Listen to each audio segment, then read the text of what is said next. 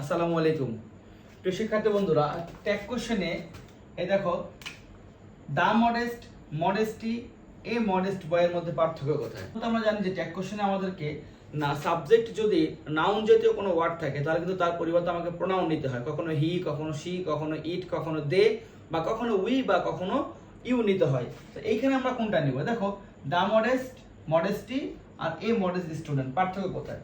এক নম্বরটা খেয়াল করো যে দা মডেস্ট অর্থাৎ the plus adjective, the modest behave well, the modest behave well, এখানে কিন্তু দা মডেস্ট কিন্তু আর্টিকেল প্লাস অ্যাডজেক্টিভ সাবজেক্টের কাজ করছে।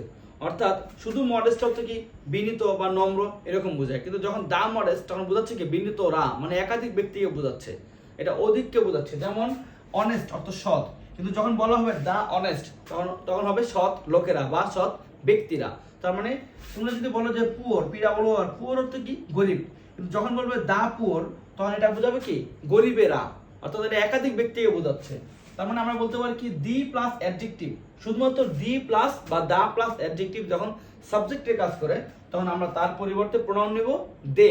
অর্থাৎ এখানে আমাদের মূল ভার্ব বিহেভ প্রেজেন্ট আছে, তাহলে হবে কি আমরা ডোন্ট, অ্যান্সার হবে ডোন্ট দে।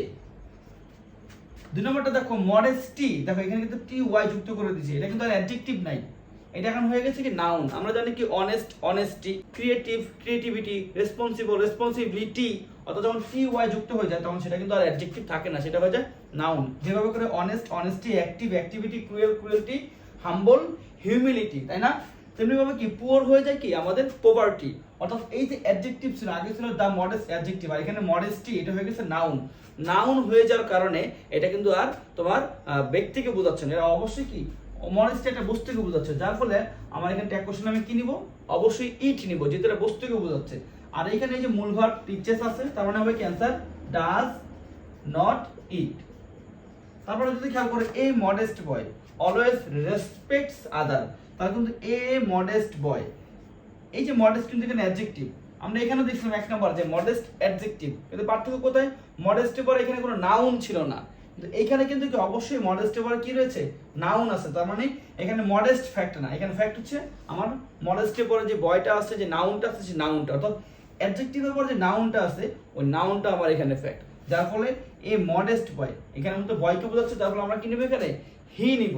আর এই যে মূল ভার্ব আমার প্রেজেন্টে আছে, আবার এস যুক্ত আছে, তাহলে আমি কি নিব এখানে অ্যান্সার ডাজন্ট হি। এবার তোমরা একই জিনিস তোমাদের ট্যাগ কোশ্চেনে বোর্ডে আসে, একটু চিন্তা করো। দা মডেস্টি জায়গায় লেখো দা অনেস্ট, তাহলে হবে কি ডোন্ট দে। আবার মডেস্টি জায়গায় লেখো অনেস্টি, তাহলে ডাজন্ট ইট।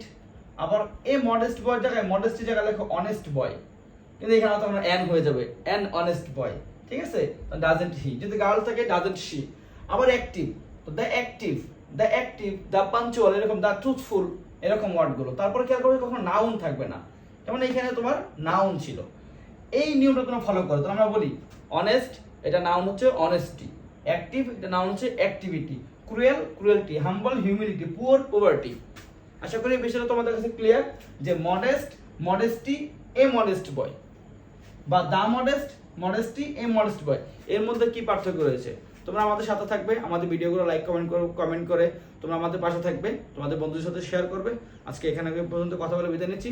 আসসালামু আলাইকুম ওয়া রাহমাতুল্লাহ।